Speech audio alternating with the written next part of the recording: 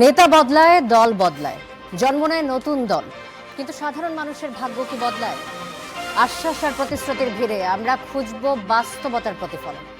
আমাদের কাছে প্রশ্ন করা, দেশ ও মানুষের স্বার্থে প্রশ্ন করেই যাব। থাকবে মত এবং ভিন্ন মতের শ্রদ্ধা। স্টার নিউজ কড়া আলাপে সঙ্গে শান্তা শার্লি। আজ আমাদের সাথে অতিথি হিসেবে স্টুডিওতে রয়েছেন বিএনপির জাতীয় নির্বাহী কমিটির সদস্য শেখ রবিউল আলম এবং আমাদের সাথে রয়েছেন প্রধান উপদেষ্টার সিনিয়র সহকারী প্রেস সচিব ফয়েজ আহমেদ। আপনাদের দুজনকে স্টুডিওতে স্বাগত জানাচ্ছি। আমাদের আজকে বিষয় নির্ধারণ করা হয়েছে নির্বাচনী ডামাডোল শুরু হচ্ছে প্রচারণা, যেহেতু রাত 12টার পর থেকে 22 জানুয়ারি থেকে নির্বাচনী প্রচারণা শুরু হতে যাচ্ছে। শুরুটা জনাব ফয়েজ আহমেদ, আমি আপনাকে দিয়ে করতে চাই যে আনুষ্ঠানিক নির্বাচনী প্রচারণা শুরু হতে যাচ্ছে। এর আগে আমরা দেখেছি বিভিন্ন জায়গায় অনানুষ্ঠানিকভাবে কিছু কিছু প্রচারণার খবর আমরা পেয়েছি, সংঘাত সংঘর্ষের ঘটনাও ঘটেছে। এবার আনুষ্ঠানিক প্রচারণায় নিশ্চয়ই উত্তেজনা বাড়বে। কি ধরনের আইন শৃঙ্খলা পরিস্থিতি নিয়ে আপনারা প্রস্তুত রয়েছেন? কি ধরনের বাহিনী নিয়ে কি ধরনের ব্যবস্থা আপনারা রেখেছেন, যদি জানান যে কেমন ব্যবস্থা রেখেছেন সবার আইন শৃঙ্খলা রক্ষাকারী বাহিনীরা কি করবে এবার? জি, আপনাকে ধন্যবাদ। স্টার নিউজের পথ চলায় শুভেচ্ছা, আমার সহ-আলোচক রবি ভাইকে শুভেচ্ছা, যারা শুনছেন বা আমাকে দেখছেন তাদেরকেও শুভেচ্ছা। আপনি সঠিক বলেছেন যে আজ মধ্যরাত থেকেই বেসিক্যালি আমাদের এখানকার ইলেকশনের ট্রেডিশন অনুযায়ী যখন ইলেকশন কমিশন থেকে বা রিটার্নিং অফিসার প্রার্থীদের মধ্যে নির্বাচনী প্রতীক অ্যালোকেট করে দেন, বরাদ্দ দিয়ে দেন, তারপর থেকেই একরকম আনুষ্ঠানিক প্রচারণা শুরু হয়ে যায়। এখানে একটা টেকনিক্যাল বিষয় আপনাকে বলে রাখি, এই যে প্রচারণার জন্য একটা সুনির্দিষ্ট সময় বেঁধে দিতে হয়, এটার একটা কারণ আছে। এটার মূল কারণটা হচ্ছে আমরা কথায় কথায় নির্বাচন আসলে লেভেল প্লেইং ফিল্ড বলে একটা টার্ম ইউজ করি অনেকটা। সেক্ষেত্রে কীরকম, যে ধরুন রবি ভাই ইলেকশন করছেন বাংলাদেশ জাতীয়তাবাদী দল বিএনপির হয়ে, এখানে ওনাকে প্রতীক বরাদ্দ দিলেও আমরা জানি ওনার প্রতীক কী, বরাদ্দ না দিলেও আমরা জানি ওনার প্রতীক কী। ওনার প্রতীক ধানের শীষে উনি ভোট করবেন সেই দলের ক্যান্ডিডেট, এটা খুব সিম্পল হিসাব। তাহলে মুশকিলটা কোথায়? মুশকিলটা হচ্ছে যে সমস্ত স্বতন্ত্র প্রার্থীরা প্রতিদ্বন্দ্বিতা করবেন, তারা প্রতীক পাওয়ার আগ পর্যন্ত যদি অপরাপর প্রতীক কাছে আগে থেকে নির্ধারিত, তাদেরকে প্রচারণা চালানোর সুযোগ করে দেওয়া হয়, এটা এক ধরনের ইমব্যালেন্স অবস্থা তৈরি করে। সেই জন্যই এক ধরনের বাধ্যবাধকতা থাকে যে প্রতীক বরাদ্দের পরেই আপনি আনুষ্ঠানিক প্রচারণায় যাবেন। তাহলে এখন আমাদের প্রার্থীরা যারা নির্বাচনের মানুষে প্রতিদ্বন্দ্বিতার জন্য মনোনয়নপত্র সাবমিট করেন, শুধু তো সাবমিশন নয়, সাবমিশনের আগে থেকেই এক ধরনের ক্যাম্পেইনের মধ্যে থাকেন। সেই সময় তার ক্যাম্পেইনের দুটো প্রক্রিয়া থাকে। একটি হচ্ছে ক্যাম্পেইন করে মানুষের কাছে যেরকম আস্থা অর্জনের ব্যাপার থাকে ভোটারদের কাছে, অপরদিকে তার দলের কাছে তার অবস্থান জানান দেওয়ারও একটা ব্যাপার থাকে। সেই বৈতরণী পার হয়ে যখন উনি দলের অফিসিয়াল টিকিট পান এবং তার প্রার্থিতা যখন বৈধ হয় ইলেকশন কমিশন কর্তৃক, আনুষ্ঠানিক প্রচারণায় যখন যান, তখন একটা ভিন্ন মাত্রা উনি আনুষ্ঠানিকভাবে শুরু করেন। তাহলে এই যে নমিনেশন পেপার সাবমিট করলেন এবং আনুষ্ঠানিক প্রচারণার আগের সময়টা আপনি যেটা মেনশন করছিলেন যে নানান কৌশল প্রার্থীরা অবলম্বন করেন, কৌশল তো ঠিক, আপনি আইনের ব্যত্যয় না ঘটিয়ে বিশেষ কি পদক্ষেপ এখন আপনারা আপনি যে পদক্ষেপের কথা বলছেন, দেখুন আমাদের এবারের নির্বাচন এক ধরনের উদ্বেগ উৎকণ্ঠার মধ্যে, কিন্তু আমরা দেখি অনেককে কথা বলতে যে এবার কি ধরনের আইন শৃঙ্খলা পরিস্থিতি হবে, সহিংসতা বেশি হবে কিনা কম হবে। আমি সেক্ষেত্রে আপনাকে একটা এক্সাম্পল দিই। এক্সাম্পলটা হচ্ছে বাংলাদেশের নির্বাচনের ইতিহাসে এখন পর্যন্ত কোনো নির্বাচন, সেটা স্থানীয় সরকার থেকে শুরু করে আপনি জাতীয় নির্বাচন পর্যন্ত যাই মেনশন করুন না কেন, কোনো নির্বাচনে নমিনেশন পেপার সাবমিশনের যে আইনি প্রক্রিয়া বা যে আনুষ্ঠানিকতা, সেটা কখনো এতটা শান্তিপূর্ণ হয়নি যেটা এবার হয়েছে। অতীতের সব নির্বাচনে সংঘাত সহিংসতার মধ্য দিয়েই এই নমিনেশন পেপার ফাইলিং হয়েছে, এবার একটি অভিযোগ নেই। তাহলে আমরা এবার নির্বাচনে আমি একটা উদাহরণ দিতে চাই যে গতকাল বিকেলে ঢাকার মিরপুর একটা ঘটনা ঘটেছে, আপনি জানেন নিশ্চয়ই। বিএনপি এবং জামাত ইসলামের কর্মীদের মধ্যে ধাওয়া পাল্টাতার ঘটনা ঘটেছে। এতে উভয় পক্ষের মধ্যে 15 জনের মতো আহত হয়েছে, এমন ঘটনাটি ঘটেছে। যতটুকু জানা গেছে, ঘটনাটি যদি আমি বলি দর্শকদের উদ্দেশ্যে, বিকেলে জামাতের কয়েকজন নারী কর্মী পীরেরবাগ এলাকায় একটি বাসায় গিয়ে ভোটের প্রচার শুরু করেন এবং তারা নিজেদের পরিচয় দিয়ে ভোটের প্রচারণা চালান। এই বিষয়টি যখন জানাজানি হয়, তখন স্থানীয় যে বিএনপি নেতাকর্মীরা রয়েছেন তারা চলে আসেন এবং এক পর্যায়ে নারী কর্মীদেরকে আটক করে রাখা হয়। এ নিয়ে সংঘর্ষের সূত্রপাত ঘটে। আমার প্রশ্নটি হচ্ছে, প্রশাসন এই বিষয়ে কি পদক্ষেপ নিয়েছে? ওকে, আমি আপনার প্রশ্নের জায়গায় পরিষ্কার করি, আমার জায়গা থেকেই আমি আসি, অসুবিধা নেই। সেটা হচ্ছে আপনি তাহলে আমরা নির্বাচনের যে ডামাডোল বা আনুষ্ঠানিকতা, এর শুরুটা আমরা গুড স্টার্ট, এটা খুব ভালোভাবে হয়েছে, সংঘাত পূর্ণ হয়নি কোনোটাই। এর কারণ কি? এর কারণ পলিটিক্যাল পার্টিগুলি, প্রার্থীরা তাদের একটা রেসপন্সিবল আচরণ দেখিয়েছে। কিন্তু আপনি পার্টিকুলারলি গতকালের যে ঘটনাটা মেনশন করেছেন, সেখানে কি পলিটিক্যাল কর্মীরা কোনো না কোনো জায়গায় তার দায়িত্বশীলতা বা একে অপরের প্রতি রেসপেক্টটা ধরে রাখতে পারেননি।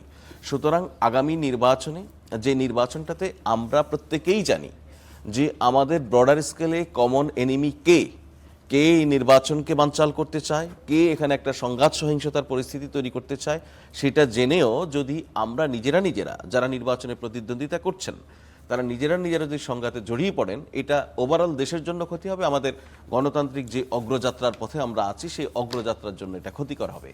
এখন আপনি পার্টিকুলারলি যদি একটা ইনসিডেন্টকে সামনে নিয়ে আসেন, ধরুন মিরপুরের এটা ঘটনা নিয়ে আসেন, আমি প্রথম কথা হচ্ছে এই ধরনের কোনো ঘটনায় প্রত্যাশিত নয়। এই ধরনের ঘটনায় রিটার্নিং অফিসার তদন্ত করে তার মতো করে ব্যবস্থা নেবেন, এটা ইলেকশন কমিশনের পার্টিকুলার দায়িত্ব, তারা সেটা করছেন।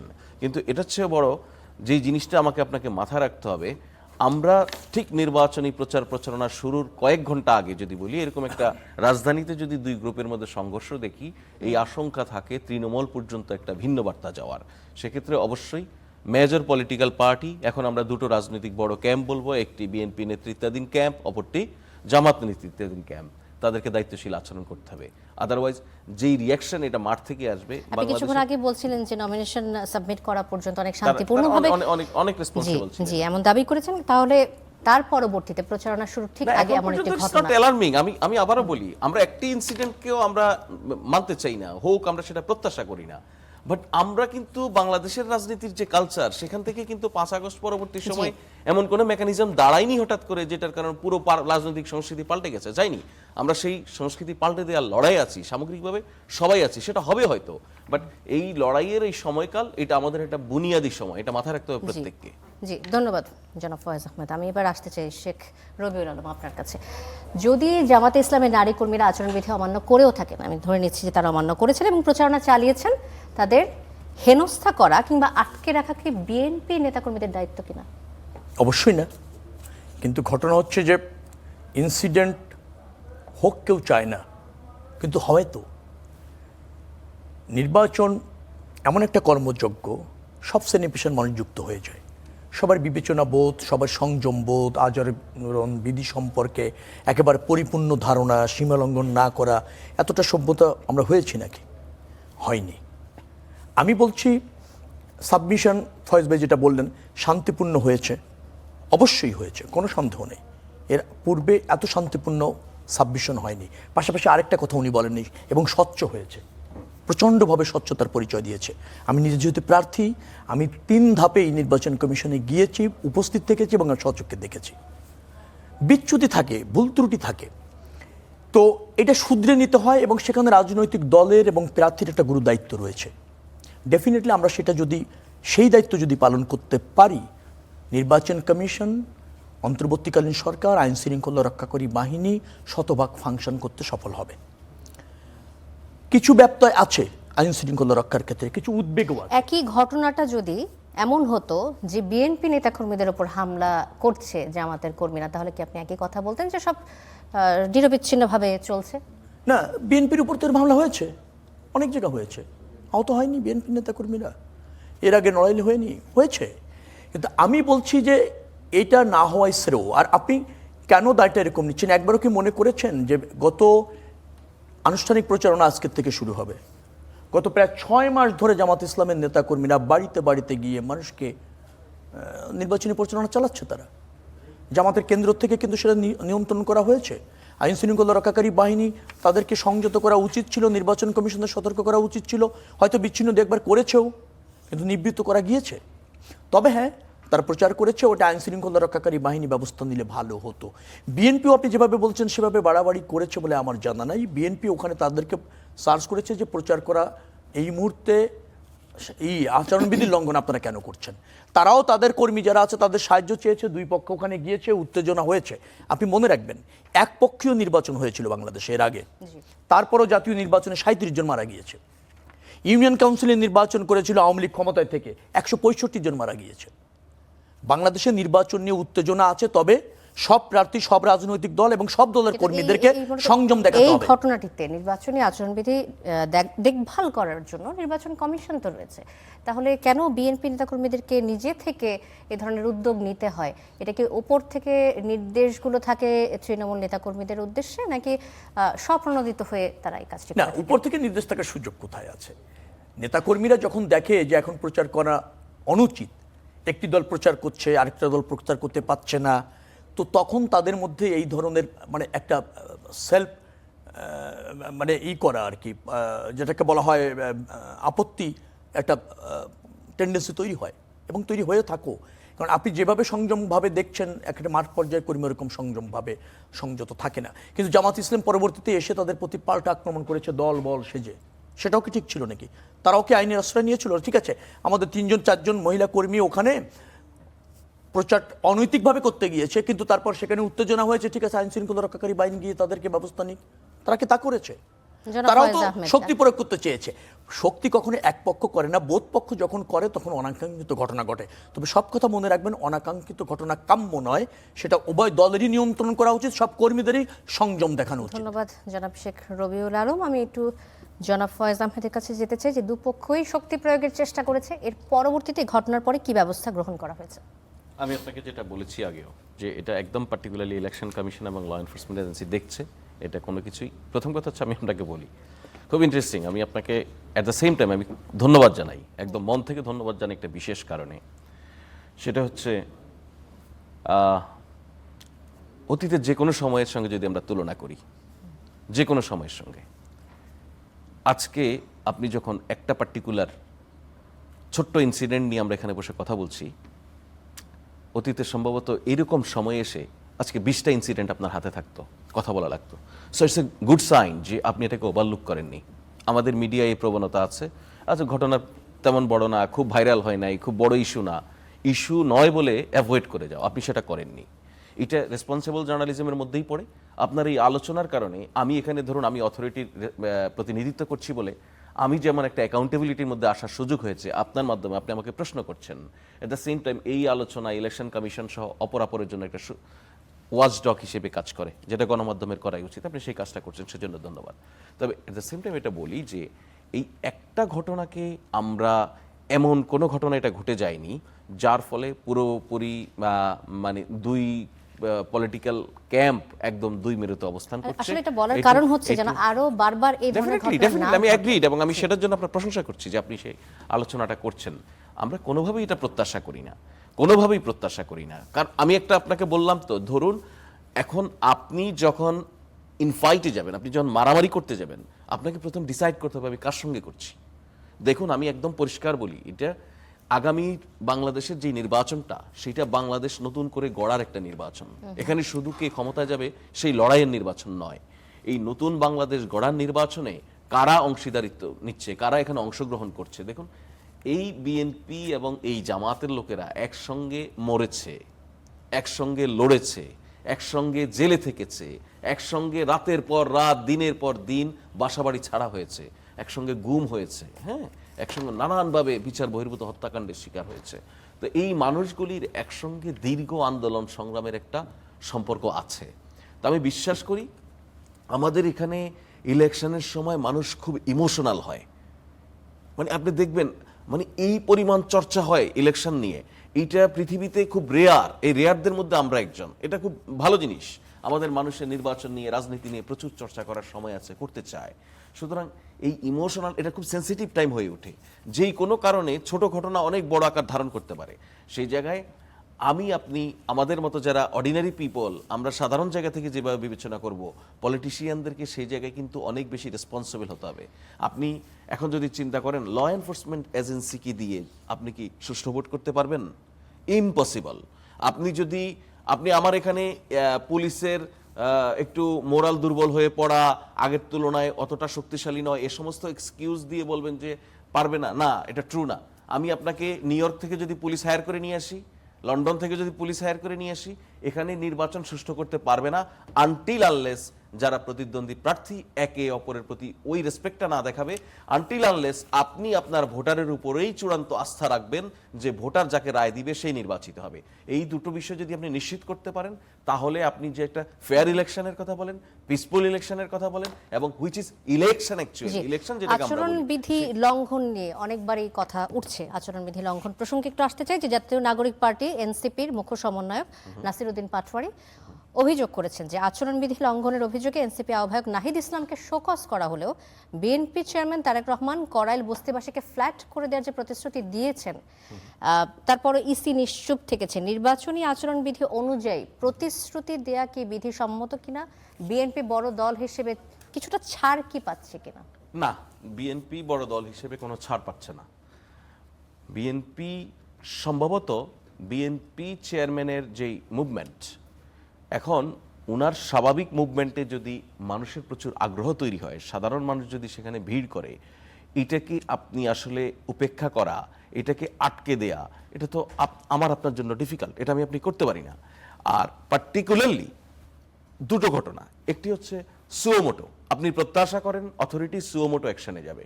বিএনপি চেয়ারম্যান যদি আচরণবিধি লঙ্ঘন করেছে বলে আপনার কাছে মনে হয়, আপনি একজন অ্যাগ্রিড সিটিজেন হিসেবে, আপনি একজন ভিন্ন রাজনৈতিক দল বা অপোনেন্ট পার্টির কর্মী হিসেবে, নেতা হিসেবে আপনি করতে পারেন, কমপ্লেইন করতে পারেন ইলেকশন কমিশনের কাছে, তারা কি ব্যবস্থা নেয় দেখুন। সুতরাং আগেই আমরা করি কি, একটা আমাদের পলিটিক্সে এই চর্চাটা আছে, আমরা রাজনীতিতে অপোজিশনকে প্রেসারে রাখার জন্য বা অথরিটিকে প্রেসারে রাখার জন্য প্রতিনিয়ত অভিযোগ তোলার একটা প্রবণতা আমাদের রাজনীতিবিদদের মধ্যে আছে, এখনো এটা আছে। এর ফলে হয় কি, কখনো কখনো আপনি অতিরিক্ত অভিযোগ তুলতে তুলতে যে অথরিটির বিরুদ্ধে তুলছেন তাকে আপনি মোরালি যদি দুর্বল করে ফেলেন, তাকে দিয়ে যেই কাজটা আপনি আদায় করতে চান সেটাও কঠিন হয়ে অনেক পড়তে বছর পারে। অভিযোগ তোলার প্র্যাকটিস থেকে আমরা সরে গিয়েছিলাম, তো এখন হয়তো বা আমাদের সেই চেষ্টাটাই থাকবে যেন এই ধরনের ঘটনা না ঘটে।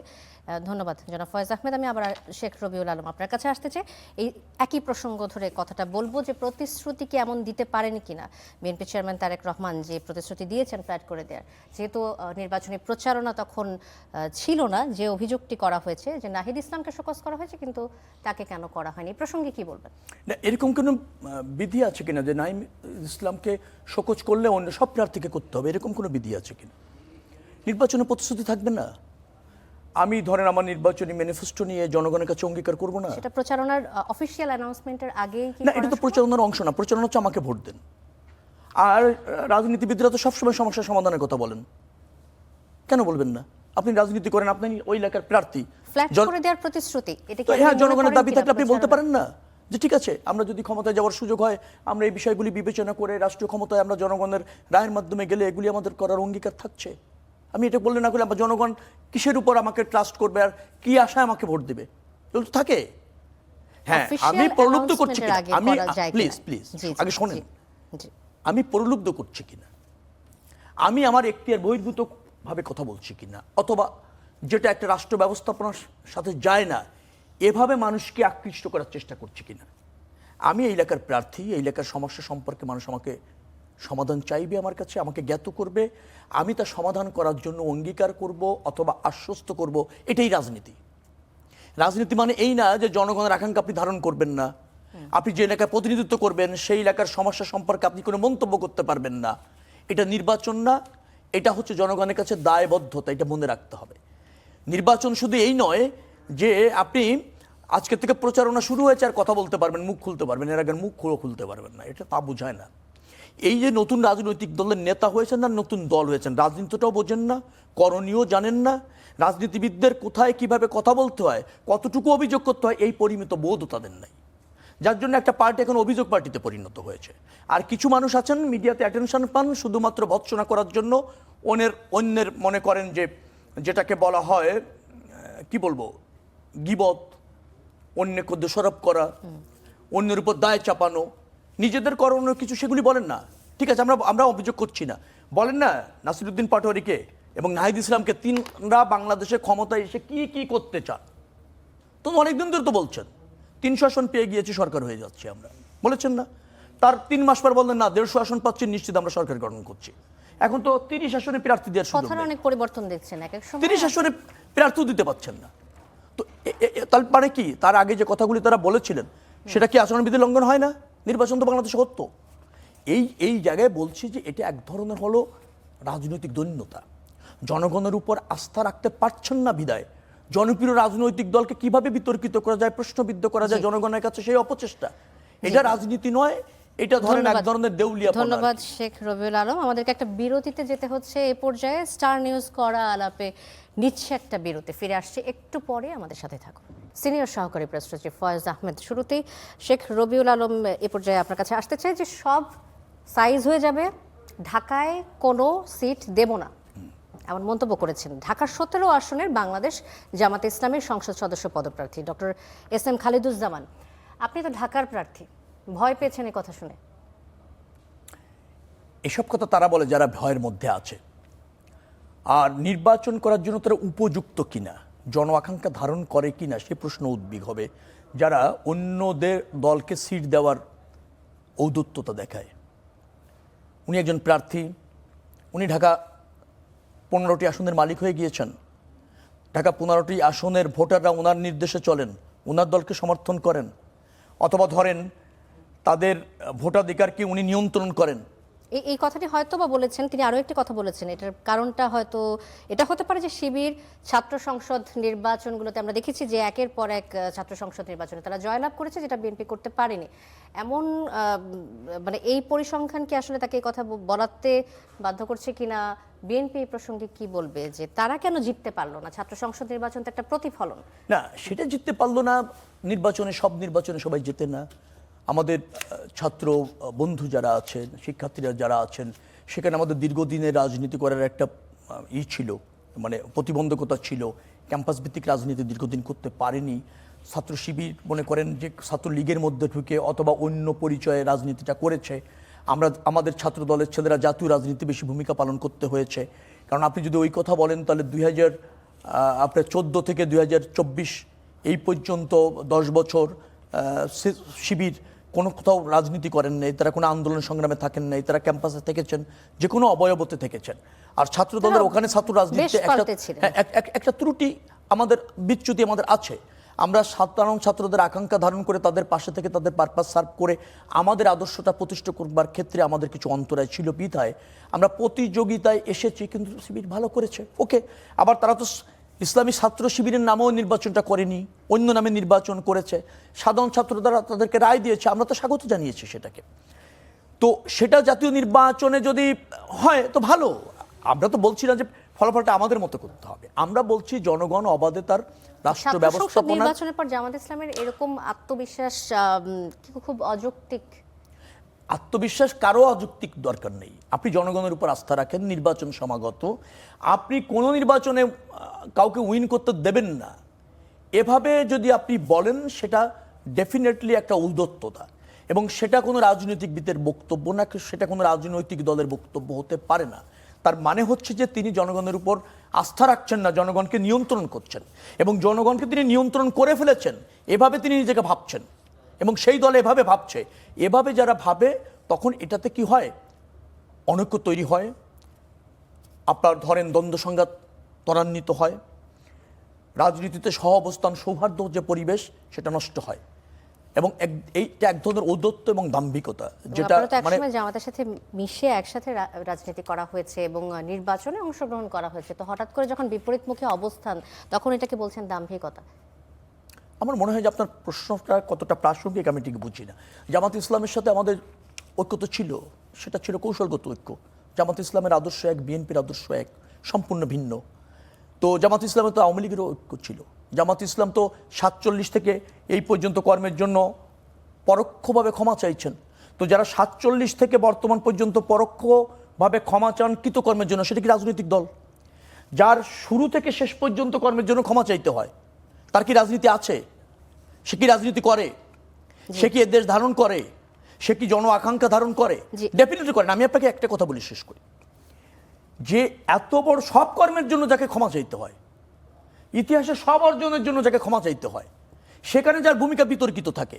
ইভেন এই যে নির্বাচন, যে বক্তব্য দিচ্ছেন, সেই নির্বাচনের আগে যিনি এইভাবে কথা বলেন, তিনি কি জনগণের প্রতিনিধিত্ব করার যোগ্যতা রাখেন কিনা, অথবা ধরেন ন্যায্যতা রাখেন কিনা?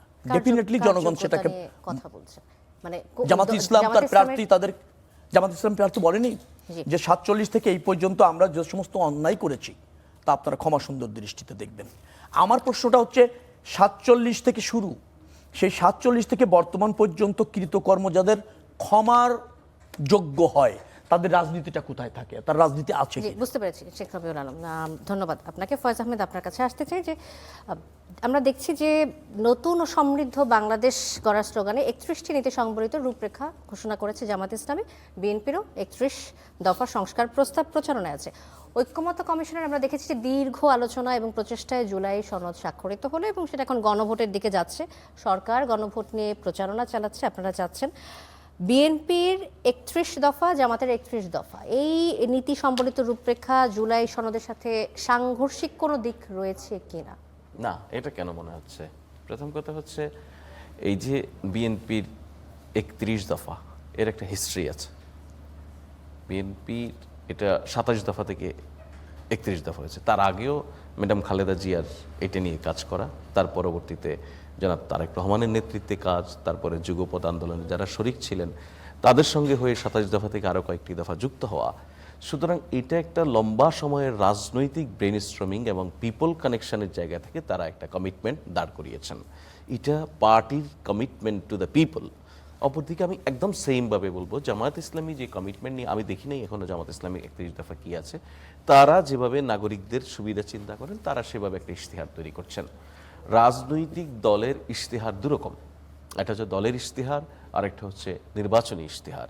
আমরা এগুলি নির্বাচনী ইশতেহার দেখছি, আবার কখনো কখনো দলের ইশতেহার এবং নির্বাচনী ইশতেহার কোনো কোনো পয়েন্টে মার্চ করে। দল যেভাবে চিন্তা করে এবং তার নির্বাচনী প্রতিশ্রুতির মধ্যে অনেকগুলি জিনিস সেভাবে চলে আসে। এখন ধরুন ফর এক্সাম্পল যে বিএনপি তার যে 31 দফা, সেখানে ধরুন স্বাস্থ্যসেবা নিয়ে বলছে। বিএনপি এক্সাম্পল হিসেবে একটা জিনিস ইতিমধ্যে হাজির করেছে, সেটা হচ্ছে ব্রিটেনের NHA, national health authority. National health authority সারা দুনিয়াতে খুব স্ট্রং একটা হেলথ সিস্টেম নিয়ে কাজ করে। আমি কোভিডের সময় দেখেছি ন্যাশনাল হেলথ অথরিটি এমন ট্রিটমেন্ট এক্সপেরিমেন্ট করেছে যেটা এক সপ্তাহ পরে মানে ওয়ার্ল্ড হেলথ অর্গানাইজেশন সেটাকে রিকগনাইজ করে এবং গ্রহণ করে। এরকম অনেকগুলি ক্ষেত্রে হয়েছে। সুতরাং বিএনপি NH-এর একটা এক্সাম্পল নিয়ে এসে যখন কথা বলছে, তার মানে এইটা তো তার সেই 31 দফার মধ্যে আছে। তো এইটার সঙ্গে তো আমার জুলাই সনদের বা জাতীয় ঐক্যমত্য কমিশনের যে সমস্ত প্রতিশ্রুতি ঐক্যমত্যের বিষয়, সেখানে কোনো সংঘর্ষের ব্যাপার নাই, সাংঘর্ষিক ব্যাপার নাই। এক, অপরদিকে যদি আপনি বিএনপির এই 31 দফার মধ্যে সম্ভবত আমি যদি ভুল না করি 5 নম্বর দফা যদি আপনি বলেন, তাহলে 5 নম্বর দফা যেমন সংসদের উচ্চকক্ষ, সেটা তো জুলাই সনদে আছে, সংঘর্ষের কিছু নেই তো।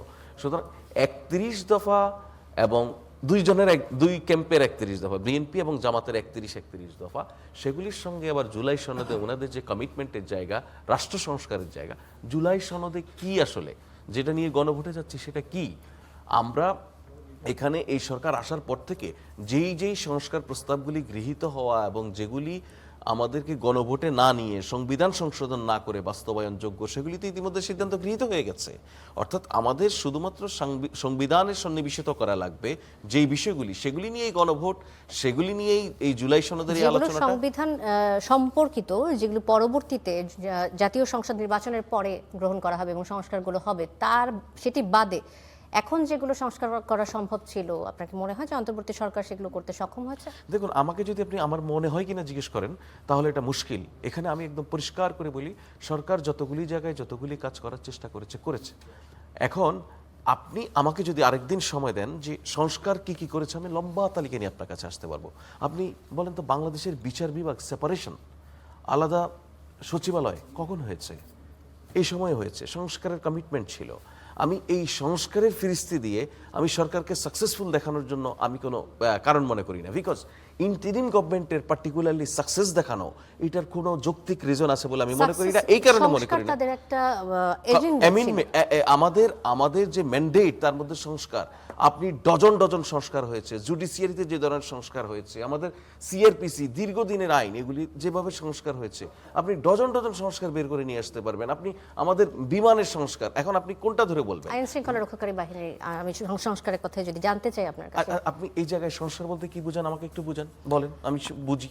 যে ধরনের পরিবর্তন আসা সম্ভব ছিল, যেটি আইন শৃঙ্খলা রক্ষাকারী বাহিনী সম্পর্কে সব মানুষের যে অভিযোগ ছিল যে তারা একটা নির্দিষ্ট রাজনৈতিক দলের হয়ে অনেক সময় কাজ করে, সেক্ষেত্রে সরকার কতটা সফল হয়েছে সেখান থেকে সরিয়ে ফেলার জন্য? এটা কি ধরুন সাংবাদিকদের বিরুদ্ধে একটা অভিযোগ যে সাংবাদিকরা দলকানা হয়ে যায়, সো এমন কোনো কি বাজারে টোটকা পাওয়া যায় বা এমন কোনো কিতাব আছে বাজারে কিনতে পাওয়া যায় যেটা এনে আপনার হাতে ধরিয়ে দিলে পরে আপনি বলবো যে কালকে থেকে আমি একদম নিরপেক্ষ হয়ে উঠবো?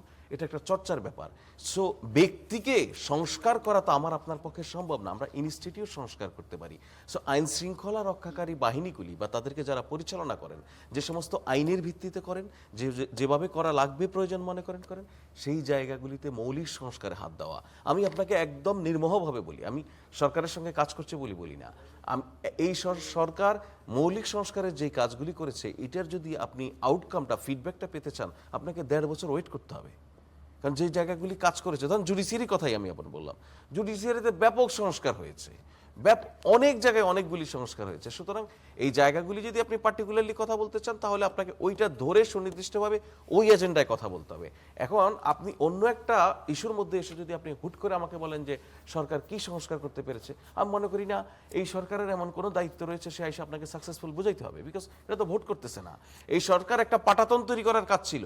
ধরুন আজকে আমরা এখন যেই স্টুডিওতে বসে আছি, আপনারা দীর্ঘ কত মাস সংগ্রাম করে এই অফিসটাকে এই সেটআপে নিয়ে এসেছেন।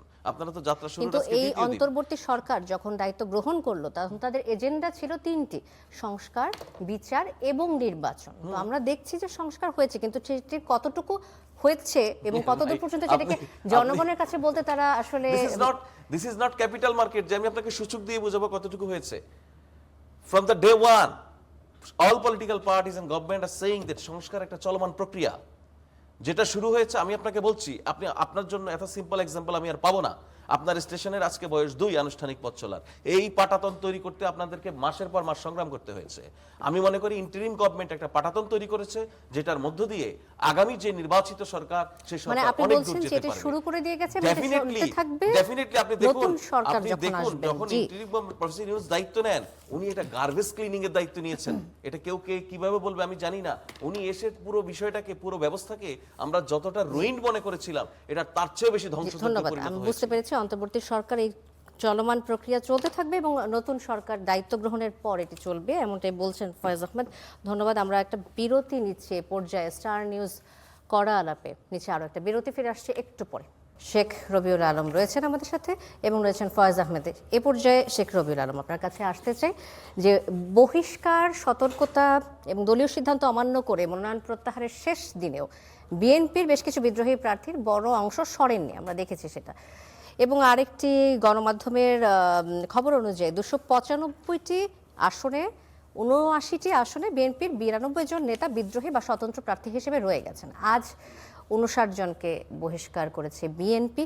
এটাকে বিএনপির সাংগঠনিক দুর্বলতা প্রকাশ পায় কিনা? না, দুর্বলতা প্রকাশ পায় না, সক্ষমতা প্রকাশ পায়। তার কারণ হচ্ছে যে এতগুলি প্রার্থী নির্বাচন করার যোগ্য ছিল কিন্তু দল থেকে মনোনয়ন পাননি, এটা এক ধরনের সক্ষমতা। দ্বিতীয়ত হচ্ছে যে দলীয় শৃঙ্খলা না মানলে দলে থেকে রাজনীতি করা যায় না, তার একটা নিদর্শন। অর্থাৎ দলের জবাবদিহিতা রয়েছে। জোট গঠন করলে সেখানে প্রতিশ্রুতি রাখতে হয়, সেটা হচ্ছে জোটগত রাজনীতির আরেক ধরনের সৌন্দর্য এবং দায়বদ্ধতা। মানে 3টি জিনিস আপনি এখানে পাবেন, সবই ইতিবাচক। বিএনপি একটি বড় দল, যাদেরকে আপনি বিএনপির বিদ্রোহী বলছেন এখন আর তাদের এইটা বলার সুযোগ নেই, কারণ তারা বহিষ্কৃত ব্যক্তি। বিএনপির আর প্রার্থী না, স্বতন্ত্র প্রার্থী। দুঃখিত, একটু থামাতে হচ্ছে। স্বতন্ত্র প্রার্থী হিসেবে তাদের দাঁড়াতে হলো কেন? আগেই কেউ নির্দেশনা এমনভাবে দেওয়া ছিল না নেতাকর্মীদের উদ্দেশ্যে যে তারা মেনে নিয়ে স্বতন্ত্র প্রার্থী হিসেবে না দাঁড়ায় এবং বিএনপির নির্দেশ মান্য করে? না, সেটি সবাই মানত করতে বাধ্য, আমি তা বলছি না, সেটা তাদের রাইট। একজন মানুষ যদি দল থেকে বহিষ্কৃত হয়ে স্বতন্ত্রভাবে নির্বাচনে অংশ নিতে চায়, এটা তার রাষ্ট্রের অধিকার, নির্বাচনে অংশ নেওয়ার অধিকার, একবার সাংবিধানিক রাইট। অতএব সেখানে তার এই সুযোগ আছে। কিন্তু দলের নির্দেশ না মেনে যদি কেউ প্রার্থী হতে চায় তার দল করার সুযোগ নেই, এটাও একটা সাংগঠনিক প্রক্রিয়া। জোটগতভাবে নির্বাচন বাংলাদেশে প্রতিষ্ঠিত এবং বহুদলীয় গণতন্ত্রের সৌন্দর্য বৃদ্ধি করে। মনে রাখবেন, বাংলাদেশে অনেক রাজনৈতিক দল, ক্রিয়াশীল রাজনৈতিক দল 150-র কাছাকাছি, নিবন্ধিত প্রায় 60টির কাছাকাছি। এখন নির্বাচন যত ঘনিয়ে আসে দ্বিধারায় ত্রিধারায় কেবলমাত্র জনগণ সম্পৃক্ত হয়, যার ফলে জোটগতভাবে আন্দোলন হয়েছে, জোটগতভাবে এর আগেও সরকার গঠন হয়েছে। আমরাও বলেছি যে আমরা যে আন্দোলনটা করছিলাম ফ্যাসিবাদ বিরোধী আন্দোলন জোটগতভাবে করেছি। আমরা প্রথমে 27 দফা দিয়েছিলাম, পরে জোটের সাথে আলোচনা করে 31 দফা হয়েছে। আমরা যদি সফল হই এবং জনগণ কর্তৃক নির্বাচিত হই, সরকারটাও জোটগতভাবে হতে পারে, সে অঙ্গীকার আমার আছে। নির্বাচনটা আমরা জোটগতভাবে করব তাদের সাথে যারা আমাদের সাথে রাজপথে আন্দোলন করেছিল, অর্থাৎ বিএনপি সেই প্রতিশ্রুতি রক্ষা করেছে। আর দলে অনেক যোগ্য প্রার্থী আছে যারা বহিষ্কৃত হয়েছে, স্বতন্ত্র নির্বাচন করতে চেয়েছে, তারাও উইন করার যোগ্যতা রাখে। পরবর্তীতে কিন্তু তাদের জোটকে ক্ষেত্রে- যেহেতু আসন ছাড়তে হয়েছে, অতএব তারা মনে করেছে যে তাদের নির্বাচনী অধিকার দলে থেকে হরণ হয়েছে অথবা বঞ্চিত হয়েছে, যার ফলে সে স্বতন্ত্রভাবে চেষ্টা করছে। তবে একটা কথা আপনি বলে শেষ করি, স্বতন্ত্রভাবে নির্বাচন করলেও দল ওখানে জোটের প্রার্থীর পক্ষে অবস্থান নিয়ে নির্বাচন আমি করবে। আমি আপনার কাছে আরেকটি প্রসঙ্গে আসতে চাই যে আমরা দেখেছি যে ছোট করে যদি একটু উত্তর দেন যে মোট 8টি অগ্রাধিকার ক্ষেত্রে রূপরেখা দিয়েছে বিএনপি। তো অনেক আশা দেখলাম আমরা যে কৃষক কার্ড, স্বাস্থ্য, শিক্ষা, কর্মসংস্থান, দক্ষতা অনেক কিছু দেখেছি, কিন্তু চাঁদাবাজি ও দুর্নীতি নিয়ন্ত্রণ করার ব্যাপারে তারা কি আসলেই নাগরিকদের সংকট কমানোর ক্ষেত্রে চাঁদাবাজি, এই দুর্নীতি, এই কমপ্লেইনগুলো যে আসে বিএনপিকে নিয়ে, সেক্ষেত্রে তারা কি ব্যবস্থা নিয়েছে? যে অনেক এত ধরনের সংক্ষেপে এত বড় একটা বিষয় নিয়ে উপস্থাপন করলেন, এটা অন্যায্য করলেন। চাঁদাবাজের কোনো রাজনৈতিক পরিচয় নেই, বাংলাদেশে সব দলে চাঁদাবাজ আছে। এনসিপিতে বড় অঙ্কের চাঁদা নিয়ে গ্রেপ্তার হওয়ার দৃষ্টান্ত আছে, যেটা বিএনপিতে এখনো নেই।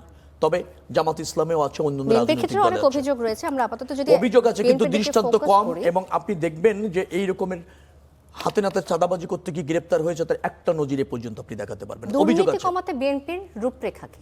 দুর্নীতি করার জন্য, নিয়ন্ত্রণের জন্য নিশ্চয়ই প্রাতিষ্ঠানিক সংস্কার আছে, প্রশাসনিক সংস্কার আছে। সবচেয়ে বড় দুর্নীতি হলো কমবে যদি একটা জবাবদিহিমূলক সরকার আপনি করতে পারেন, একটা কার্যকর সংসদ করতে পারেন, 5 বছর যদি জনগণ আপনাকে পছন্দ করে ক্ষমতায় বসানোর সুযোগ পায় ভোট দিয়ে, তাতেই দুর্নীতি কমবে। আর দুর্নীতি কমিশনকে শক্তিশালী করা, আচ্ছা রাজনীতিতে আধিপত্য, কর্তৃত্ব এগুলি যদি দমন করা যায়, তাহলে নিশ্চয়ই দুর্নীতি দমন করবার জন্য অথবা নিয়ন্ত্রণ করবার জন্য বিএনপি 31 দফার মধ্যে তার কর্মসূচি রয়েছে, সেটাও গুরুত্ব পাবে। আবার মনে রাখবেন, একটা কথা বলে রাখা ভালো, সেটা হচ্ছে এই যে 8টি রূপকল্প আমরা প্রাধান্য দিয়েছি, সেটা হচ্ছে সামাজিক উন্নয়ন খাতকে। আর এর অধিকাংশ 31 দফার মধ্যে সেটা হচ্ছে জাতীয় সনদের মধ্যে চলে আসছে, যার ফলে বিএনপির যে 31 দফা জনগণের কাছে অঙ্গীকার ছিল, তার অধিকাংশই পূরণ হতে চলেছে এই অঙ্গীকারের মধ্যে দিয়ে। বাকি যেটা আছে সেটাও আপনারা নির্বাচনী ইস্তেহারে দেখতে পাবেন। জি জি, ধন্যবাদ। আমরা ফয়েজ আহমেদের কাছে একটু যেতে চাইবো যে দ্বৈত নাগরিকত্ব ছাড়ার আবেদন করে ত্রয়োদশ সংসদ নির্বাচনে অংশ নিচ্ছে 23 জন প্রার্থী। দ্বৈত নাগরিকত্ব ছেড়ে যারা ভোটের মাঠে থাকাদের মধ্যে বিএনপির মনোনীত প্রার্থী রয়েছেন 10 জন, বাংলাদেশ জামাত ইসলামের রয়েছেন 4 জন, এবং জাতীয় পার্টির 2 জন, খেলাফত মজলিসের 1, এরকম আরও কয়েকজন স্বতন্ত্র প্রার্থীও রয়েছে না। দ্বৈত নাগরিকত্ব ছাড়ার আবেদন করে যারা নির্বাচনে অংশ নিল, এই আবেদন গৃহীত হতে হতে যদি নির্বাচন পার হয়ে যায় এবং তারা এটি উইথড্রল করে ফেলেন, সেক্ষেত্রে এটি কি কোনো কৌশল হতে পারে বলে মনে করেন কিনা? ওকে, সেখানে প্রথম কথা হচ্ছে যারা দ্বৈত নাগরিকত্ব আছেন এমন অভিযোগের প্রেক্ষিতে নির্বাচন কমিশনের আপিল পর্যন্ত মোকাবেলা করেছেন, কেউ কেউ উচ্চ আদালতে গিয়েছেন, সেখান থেকে প্রার্থিতা ফিরে পেয়েছেন বা সেখান থেকে প্রার্থিতা বৈধ হয়েছে, সেটা নিয়ে আমার কোনো মন্তব্য নেই, because that is the legal status, উনি এটা পারেন। এখন আপনি যেটা বলছেন যে আবেদন প্রত্যাহারের আবেদন করেই উনি এটাকে প্রমাণ করেছেন যে আমি প্রত্যাহার করেছি, টু সাম এক্সটেন্ট এটা তো তার একটা মনোভাব। আইন কিন্তু মনোভাবকেও বোঝার চেষ্টা করে যে উনি তো প্রত্যাহার করেছেন। আচ্ছা, এখন ধরুন প্রত্যাহার হলে সাধারণত এগুলি গৃহীত না হওয়ার কোনো কারণ নেই। এখন আপনি বলছেন যেটা কোনো কোনো দেশের নাগরিকত্ব প্রত্যাহারের আবেদনের পর 6 মাস মতো সময় লাগে, in the mean time election হয়ে যাবে। আমি যতদূর জানি, আপনি একটা হচ্ছে প্রার্থিতার বৈধতা। আপনি যদি আমাদের সংবিধানে দেখেন, একজন সংসদ সদস্য কেন তার সংসদ সদস্য পদ হারান, অনেকগুলি কারণ আছে। এর মধ্যে একটা কারণ সুনির্দিষ্টভাবে লেখা আছে, যেটা হচ্ছে ওই সংসদ সদস্য যদি ওনার নির্বাচনে প্রতিদ্বন্দ্বিতার প্রার্থিতার যোগ্যতা হারান। তার মানে কি দাঁড়ালো? তার মানে আপনি বলছেন যে এমন ফাঁক ফোকর যদি কেউ করে থাকেন, বিষয়টা খুব পরিষ্কার, একদম সিম্পল। আপনি যেই যেই যেই চরিত্রের গুণাবলী যেই যেই ক্যাটাগরি আপনার মধ্যে না থাকলে পরে আপনি প্রার্থী হতে পারেন না। আপনি নির্বাচিত হয়ে যাওয়ার পরে যদি তা অর্জন করেন এরকম কোনো একটি গুণ যেটা আপনার প্রার্থী হতে বাধা, তাহলে আপনি আর প্রার্থীতা এমপি পদ আপনার থাকে প্রার্থীতা না। হারাবেন এমন প্রার্থী থেকে মানে আপনি তখন সংসদ সদস্য পদই হারাবেন। পদ হারাবেন। জি জি, ধন্যবাদ ফয়েজ আহমেদ। আমি আরও একবার শেখ রবিউল আলম আপনার কাছে আসতে চাই। আমরা বিভিন্ন সময়ে রাজনৈতিক দলগুলোকে দেখি যে রাষ্ট্র ক্ষমতায় গেলে তারা কিভাবে দেশ পরিচালনা করবেন এমন নীতি পরিকল্পনার কথা বিদেশি কূটনীতিকদের কাছে তুলে ধরেন। আমরা দেখলাম যে বিএনপিও তাই করেছে। অভিজাত হোটেলে আয়োজন করে দেশ পরিচালনার নীতি এবং পরিকল্পনার কথা তারা বলেছে, বিদেশিদের কাছে কেন বলতে হচ্ছে? না, বন্ধুভাবাপন্ন অনেক রাষ্ট্র আছে, তারা বাংলাদেশটাকে কোন প্রক্রিয়ায় চললে সম্ভাব্য ক্ষমতাশীল রাজনৈতিক দল কি প্রক্রিয়ায় বাংলাদেশটাকে ব্যবস্থাপনা করতে চায় তাদের সে ব্যাপারে কনসার্ন থাকতে চায়। তারা এটা ইতিবাচকও আপনি দেখতে মানে পারেন। এটি কেন তাদেরকে জানিয়ে আমরা যদি ধরে নিই যে বিদেশিদেরকে আমরা জানাতে চাই বন্ধুভাবাপন্ন দেশ, তারা আমাদের এই নীতিগুলো জেনে আসলে পরিকল্পনার কোন অংশে কাজে দেবে? না, তারা জানতে চায় যে একটা উন্নয়নশীল রাষ্ট্র, তারা সেই রাষ্ট্রটার অগ্রগতি চায়, সমৃদ্ধি চায়, সেখানে সম্ভাব্য রাজনৈতিক দলগুলির ইতিবাচক কি করণীয়গুলি আছে এগুলি জানার তারা মানে অধিকার রাখে। কারণ আমাদের দেশটা, আপনি মনে রাখবেন যে আমাদের দেশটা এখন একটা গ্লোবাল ভিলেজে বসবাস করে, অর্থাৎ এখানে অনেক আন্তর্জাতিক সংস্থা আছে যারা বাংলাদেশের পাশে থাকে, অনেক বন্ধুত্বপূর্ণ দেশ আছে যাদের, যেমন জাপানের কথা আপনি যদি বলেন, হিউজ অ্যাসিস্ট্যান্স আছে আমাদের দেশে। তারা এখন তারা এখানে বিনিয়োগ আছে, তারা দেখতে চায় যে বাংলাদেশের রাজনীতি, বাংলাদেশের রাজনৈতিক দলের কর্মগুলি কতটা জনবান্ধব হচ্ছে, কতটা টেকসই হচ্ছে, কতটা অগ্রগামী হবে এই দেশটির অগ্রযাত্রা অব্যাহত রাখার জন্য, সে ব্যাপারে থাকে।